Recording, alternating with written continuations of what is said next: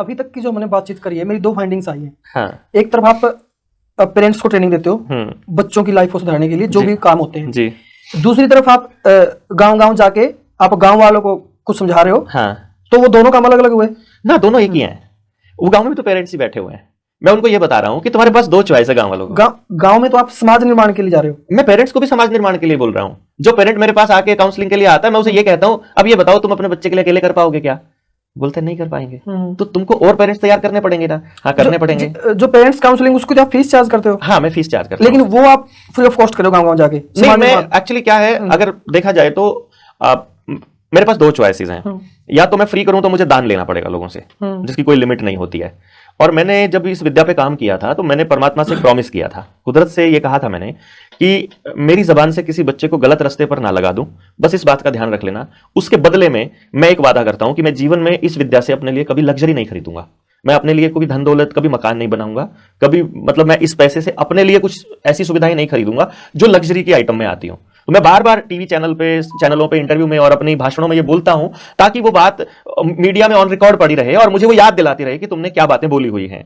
और इस चीज को मैं अपने ऊपर हर रोज मुझे इससे लड़ना पड़ता है, क्योंकि मुझे कई बार अपने बच्चे के लिए ट्रेनिंग के लिए पैसा चाहिए होता है, लेकिन क्योंकि मैंने प्रॉमिस किया हुआ है कि मैं अपनी जरूरत से ज्यादा पैसा नहीं करूंगा, तो मैं बोलता हूं कि मैं अपनी पत्नी को बोलता हूं पहले तुमसे ट्रेनिंग के लिए ले जाओ, उधार लेके देता हूं तुमको, फिर मैं वो कमा लूंगा। लेकिन वो कहती है नहीं, पहले हमको ट्रेनिंग का पैसा हाथ में चाहिए तब तुम दो। मैं कभी भी पैसा लेके अपने पास नहीं रखता हूं, जेब में नहीं रखता, मकान पे या घर पे नहीं रखता हूं।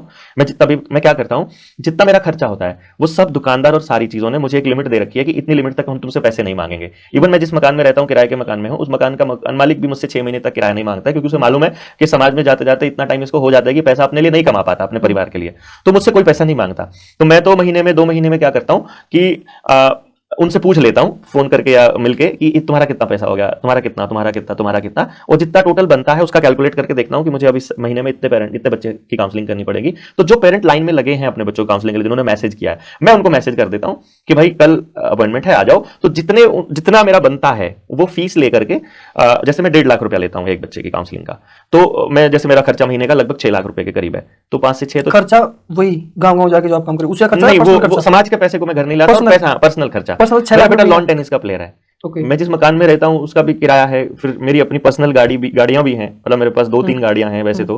अब सबको जरूरत पड़ती है अपने अलग अलग कामों के लिए। फिर बच्चा मेरा लॉन टेनिस का प्लेयर है। लॉन टेनिस बहुत महंगा गेम है, मतलब आप ये समझो कि 20-20 हजार का तो जूता आता है, और एक महीने में कई बार एक हफ्ते में एक जूता तोड़ देता है वो, मतलब एक जोड़ी जूता।